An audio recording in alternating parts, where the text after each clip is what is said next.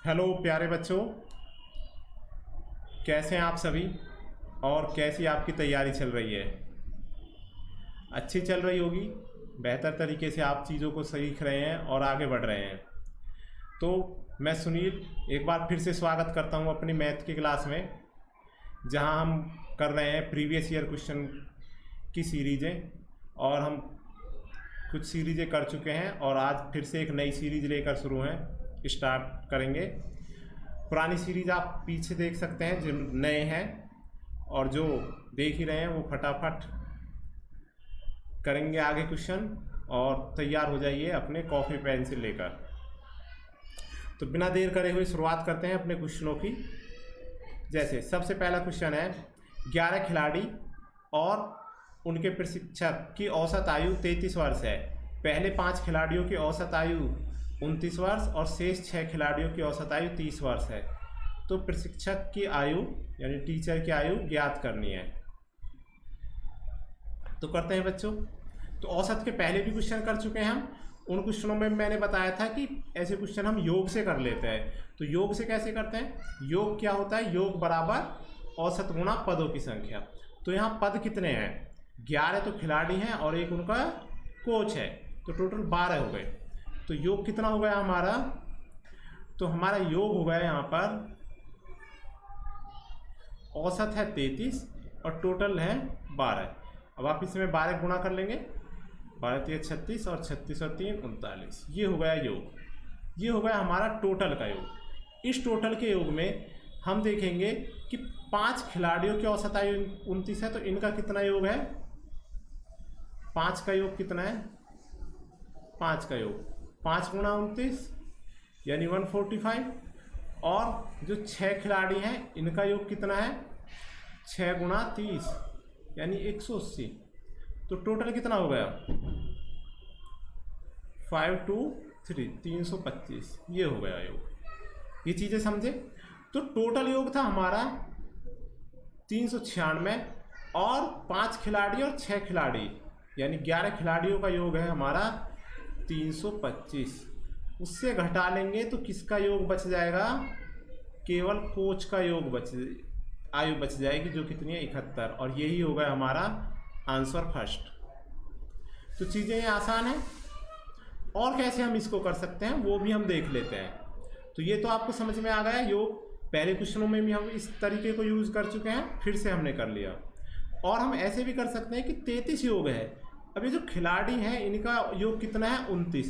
तो कितना बच गया जी? 4 बच गया। कितने खिलाड़ियों पे? 5 खिलाड़ियों पे। 5 खिलाड़ियों पे 4 4 तो ये बच गया यानी 20। प्लस ये 6 खिलाड़ियों की है 30। इनमें कितना अंतर है? 30 और 33 में 3। तो 3 3 बच गया 6 खिलाड़ियों पर, तो 18 ये बच गया। तो 20 और 18 38। इतना है एक्स्ट्रा उसमें। किससे? पुराने योग से। तो इस पुराने में इसको हम जोड़ देंगे 33 को, तो ये भी कितना आएगा हमारा? 71। ये भी आएगा हमारा 71। तो ये भी एक अप्रोच है जो हम फटाफट कर सकते हैं। चीज़ें आपको समझ में आई हैं? चलो आगे करते हैं। ठीक है। 8,000 रुपये पर 2.5% वार्षिक दर से 2 वर्ष के चक्रवृद्धि ब्याज और साधारण ब्याज का अंतर। ये चक्रवृद्धि ब्याज और साधारण ब्याज जैसा एक बार लगता है ऐसा ही लगता है। और चक्रवृद्धि ब्याज आएगा ब्याज पर भी ब्याज, है ना? ज़्यादा की डिमांड है, कुछ ज़्यादा लेना है कि अब इतना ब्याज मिल गया, अब तो इस पर भी ब्याज चाहिए। तो दोनों में अंतर क्या होता है? ब्याज का या ब्याज के ब्याज का? दोनों में जो अंतर होता है वो ब्याज के ब्याज का अंतर होता है। तो अब 2 वर्ष की बात है। 2 वर्ष के लिए कैसे निकालेंगे? 8,000 रुपये है, इस पर 2.5% से ब्याज मिलेगा, तो कितना मिलेगा? 2.5 बटे 100। इतना ब्याज मिल जाएगा। अब दूसरे वर्ष ये जो ब्याज है इस पर भी जो ब्याज मिलेगा वही तो अंतर होगा। इस ब्याज पर भी जो ब्याज मिलेगा वही अंतर होगा, और वो फिर से हम ब्याज निकालेंगे 2.5/100। अब इसे आप सॉल्व कर लेंगे। ये पॉइंट हटाएंगे तो 0 बढ़ाएंगे, ये पॉइंट हटाएंगे तो 0 बढ़ाएंगे, ये 3 0 से ये 3 0 कट जाएंगी, और ये 25 से कट जाएगा कितनी बार? 25 से कट जाएगा ये 4 बार, 4 और ये 0 40, और ये इस 8 से कट जाएगा कितनी बार, 5 बार, इस 5 से ये कट जाएगा 5 बार, तो 5 रुपये आ गया अंतर। यही आंसर हो गया। तो ये चीज़ समझे, हमने ब्याज निकाला और उसका भी ब्याज निकाला, ये होता है अंतर। तो आप याद रखोगे D2, मैं फॉर्मूला बता रहा हूँ, D3 का क्वेश्चन आएगा जब D3 का करेंगे D2, तो D2 का फॉर्मूला क्या है, 2 साल का अंतर। तो आपका जो भी मूलधन है, जो भी मूलधन है यानी जो भी प्रिंसिपल है, उसमें क्या करना है, R यानी दर बटे 100 और दर बटे 100 2 बार गुणा कर देंगे। एक बार करेंगे ब्याज निकलेगा, दोबारा करेंगे तो ब्याज का भी ब्याज निकलेगा। तो फॉर्मूला आप याद रख से, D2 बराबर मूलधन प्रिंसिपल इंटू R/100 और R/100। मैं इसे R² 10,000 कर सकता था, लेकिन वो नहीं किया, क्योंकि समझना है ना आपको, तो समझेंगे तभी तो सीखेंगे। समझना क्या है कि ब्याज और ब्याज का भी ब्याज, वही अंतर होता है। आप अब इसको याद रख पाओगे और ऐसे ही D2 वाले क्वेश्चन कर पाएंगे। आगे बढ़ते हैं। 40 कुर्सियाँ 10,000 रुपये में खरीदी गई। 60% लाभ कमाने के लिए 10,000 रुपये में कितनी कुर्सी बेची जानी चाहिए। तो थोड़ा सा सोचने का क्वेश्चन है। यदि थोड़ा भी हम सोचेंगे, सोच के करेंगे, दिमाग लगाएंगे, तो क्वेश्चन फटाफट हो जाएगा। कितने की वैल्यू है, क्या है, बस इसी से क्वेश्चन हो जाएगा, है ना। तो बच्चों ध्यान करते हैं, किसी भी वस्तु में जब खरीदी जाती है तो खरीदा गया मूल्य, क्रय मूल्य हमेशा कितना होता है, 100% होता है। क्रय कितना होता है बच्चों, 100% होता है, यही होता है ना। और उसे कितना चाहिए, 160। तो अब किस तरह से करोगे क्वेश्चन, कई तरीके होते हैं जिनसे हम क्वेश्चन कर सकते हैं। मैं आपको 2 तरीके तो एटलीस्ट बताऊंगा, अभी फटाफट देख लेते हैं। तो अब कोई 100 है, 100 में खरीदी और बेचनी कितने में है, 160 में। इतने में ही तो बेचनी है, 160 में बेचनी है। लेकिन क्या बेचनी है, 40 कुर्सी। तो जो 40 कुर्सियां हैं हमारी, ये 160% में बेचनी है, तो 100% में कितनी बेची जाएंगी। संख्या जिसकी वैल्यू है गुणा जिसकी करनी है। मैं अपनी कई क्वेश्चनों में, कई प्रैक्टिस पेपरों में ये चीज़ें बता चुका हूँ कि 40 कुर्सी 160% में बेचनी है, लेकिन 100% में कितनी कुर्सियाँ बिकेंगी। तो हमने 100 की गुणा कर दी। संख्या जिसकी वैल्यू है उससे भाग और जिसकी वैल्यू निकालनी है उससे गुणा। अब आप इसको बड़े आसानी से कर सकते हैं, है ना। इस 0 से ये 0 काट लेते हैं, है ना। 8 दूनी 10, 8 पंजे 40, और 2 से ये कट गए कितनी बार, 5 बार, 5 पंजे 25, 25 कुर्सियाँ बिकेंगी। 40 में से कितनी, 25 कुर्सियाँ बेचनी होंगी 1000 में। ये हो गई डायरेक्ट अप्रोच। और कैसे कर सकते हैं, हम पहले मूल्य निकाल कर भी कर सकते हैं। तो मूल्य निकाल कर हम कैसे करेंगे, यहाँ समझते हैं मूल्य निकाल कर कैसे करेंगे।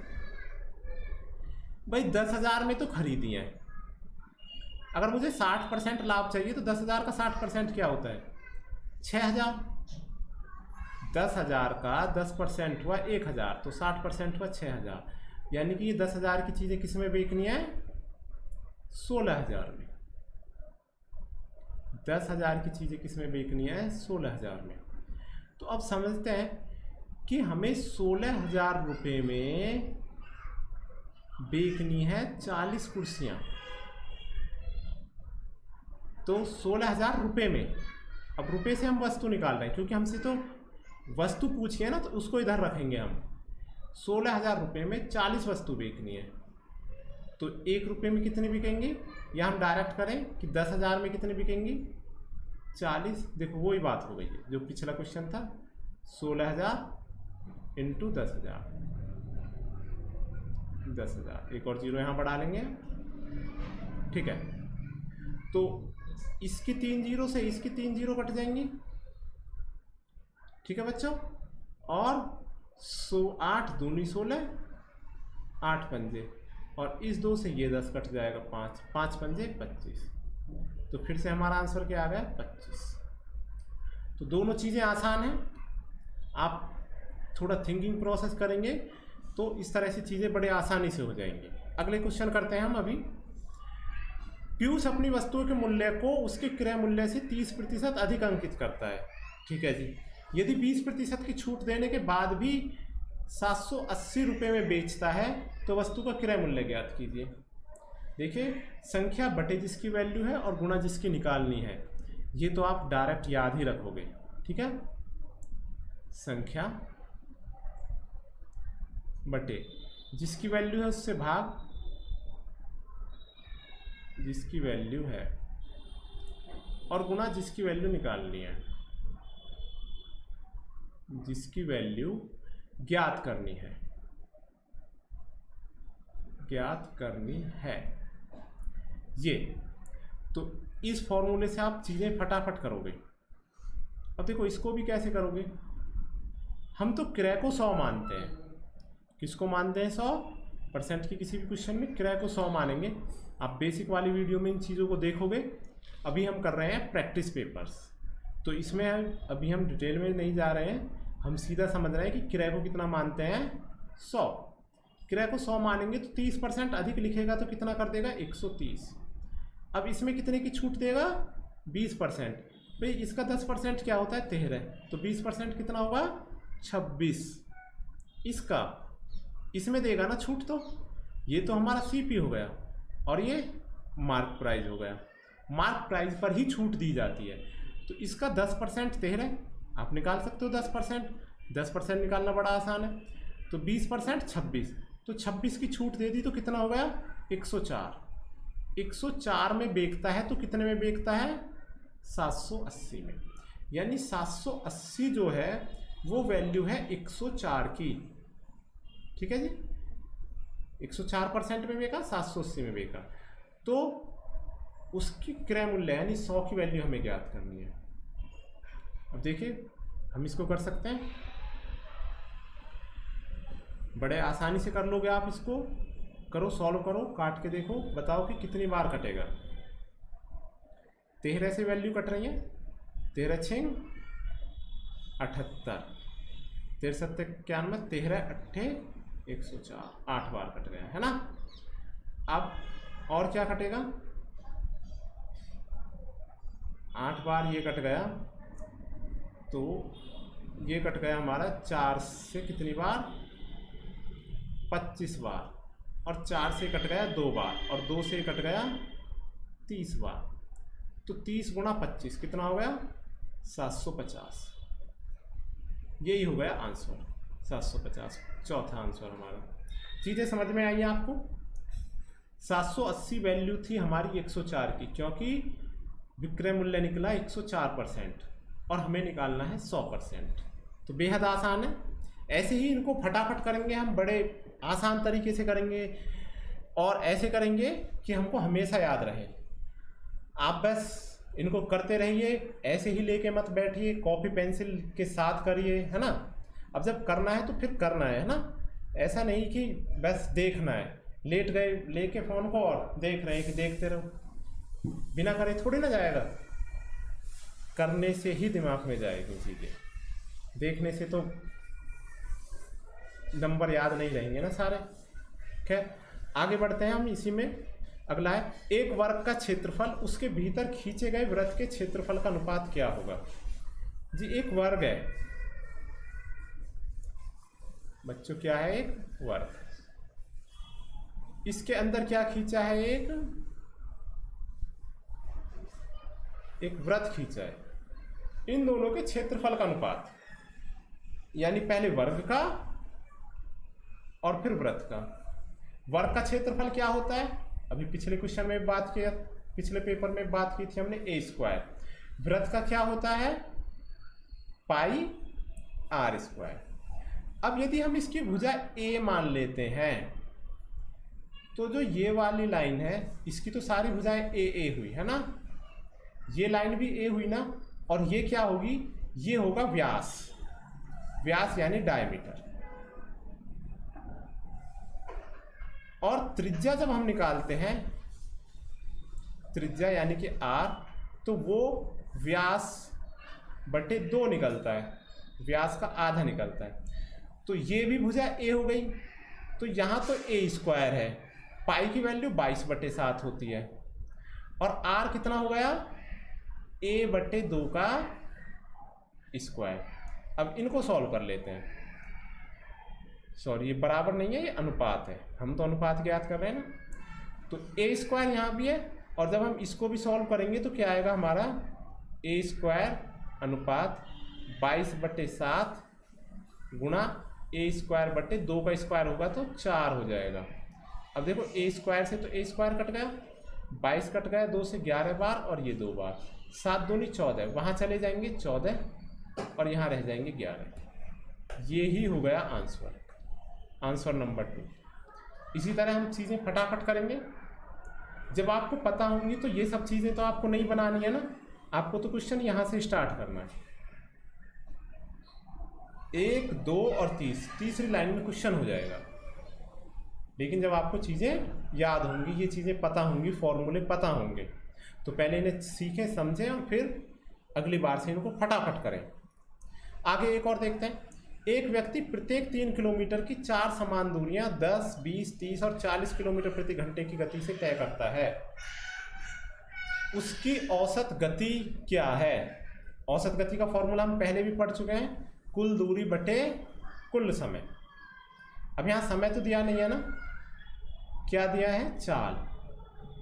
तो समय कैसे निकलता है बच्चों? समय निकलता है दूरी बटे चाल से, ऐसे तो निकलेगा समय। और जब हम निकालेंगे क्या, औसत चाल, औसत चाल कैसे निकलेगी, कुल दूरी बटे कुल समय। अब कुल दूरी कितनी है, 3 किलोमीटर की 4 दूरियां हैं, तो टोटल दूरी कितनी हो गई, 3 + 3 + 3 है ना।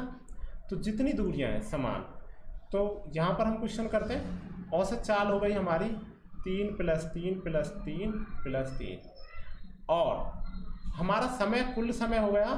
समय निकलता है कैसे, दूरी बटे चाल से। तो पहला है 3 किलोमीटर 10 की स्पीड से, 3 किलोमीटर 20 की स्पीड से, 3 किलोमीटर 30 की स्पीड से, और 3 किलोमीटर 40 की स्पीड से। अब बच्चों ध्यान दीजिए, ये ऊपर कितना हो गया हमारा 12, और नीचे कितना हो गया, नीचे क्या हो गया, नीचे इन सभी का 3 तो हम ले लेंगे कॉमन, एलसीएम लेंगे। एलसीएम क्या होगा इन सभी का, 120। तो यहाँ पे कितने आ जाएगा 12, यहाँ कितना आ जाएगा 20 छिक्के तो 6, 30 चौका तो 4, और 40 तिया तो 3, ये आ जाएगा। ठीक है, अब ये तो 120 है, ये ऊपर चला जाएगा। ठीक है, तो 12 × 120 बटे, तो क्या आएगा, इसको यहाँ लिख लेते हैं हम, 12 × 120 बटे कितना हो जाएगा, 3 तो है ये, और गुना इसको जोड़ लेते हैं, 6 और 4 10, और 12 और 3 15, 10 और 15 25, ये हो गया 25। तो 3 से कट जाएगा 4 बार, और ये 5 से कट जाएगा 24 बार, 24 चौका 96 बटे 5, ये 96 बटे 5 हो गया, जो आ गया हमारा 19.2, 96 बटे 5 19/2, 19 पंजे 95 होते हैं ना, 19 पंजे 95, और फिर 1 बचा 0.2 आ गया। तो ये चीज़ समझ में आई। ये चीज़ें अच्छे से आपको करनी है, जिससे ये चीज़ें आपको हमेशा याद रहें। और भी जैसे समान दूरियां होती हैं, तो समान दूरी में कैसे करते हैं हम, अगर अलग अलग तरह की स्पीड है और समान दूरियां हैं, तो जितनी भी दूरियां हैं उतने नंबर लेंगे, और औसत चाल के लिए क्या करेंगे हम, जैसे 2 दूरियां हैं, तो 2/1/S1 + 1/S2, 3 दूरियां हैं 1/, तो 3/1/S1 1/S2 1/S3, 4 हैं तो 4/1/S1 1/S2 1/S3 1/S4। ऐसे भी हम डायरेक्ट इनको कर सकते हैं। तो इस तरह से ये चीज़ें आसानी से हो जाएंगी। और भी आप जो चीज़ें समझ में ना आए तो फिर से आप कमेंट सेक्शन में इनसे को पूछ लीजिए, और फिर मैं देखूंगा और भी अच्छे तरीके से आपको और भी शॉर्ट चीज़ें बताऊंगा। लेकिन आप पहले इनको करेंगे और फिर, क्योंकि समझना ज़्यादा ज़रूरी है, समझ एक बार डेवलप हो जाएगी तो शॉर्ट भी अपने आप बनाने लगोगे। नेक्स्ट है, पी ने एक व्यापार 80,000 रुपये से आरंभ किया। कुछ महीने पश्चात क्यों 60,000 रुपये के साथ उसमें जुड़ गया। यदि वर्ष के अंत में 2:1 के अनुपात में बटा हो, लाभ 2:1 में बटा हो, तो क्यों व्यापार में कितने महीने बाद शामिल हुआ। तो लाभ जो होता है, लाभ का अनुपात कैसे निकलता है, रुपये इंटू टाइम, रुपये गुणा समय, ऐसे लाभ निकलता है। तो और वो भी एक अनुपात में। तो अब यहां से हम क्यों का क्या मान लेते हैं कि क्यों ने क्यों समय रुपये लगाए, क्यों महीने, है ना, जितने भी उसके महीने हैं या दिन है, दोनों चीजें एक में ही रखनी है। तो पी ने कितना लगाया, पी ने लगाए 80,000, कितने समय के लिए, पूरे 1 साल के लिए, यानी 12 महीने के लिए। क्यू ने कितना लगाया 60,000, कितने समय के लिए, मान लेते हैं क्यू या ए बी, एक्स नहीं मानना ना, कहते हैं कुछ एक्स नहीं, बिना एक्स माने करना है। अरे बिना एक्स माने करना है तो ए मान लो, बी मान लो, यही तो कर सकते हैं। लेकिन कोई ऐसी बाउंडेशन नहीं है कि बिना एक्स माने करना है, जब जैसी चीज़ें फटाफट हों वो करना है। तो यहाँ पे क्या मान लेते हैं, उसका टी समय मान लिया है, कितने समय लगाए, कितने महीने, टी महीने, बराबर। तो ये लाभ का अनुपात हो जाएगा 2:1। अब यहाँ देखिए 4 0 से 4 0 कट गई हैं, ठीक है, और 6 एकम 6, 6 दूनी 12 कट गया है। तो कितना हो गया, 8 दूनी 16 अनुपात टी बराबर 2:1। अब कैसे करेंगे, यहाँ पर टी की वैल्यू बताएंगे हम, टी की वैल्यू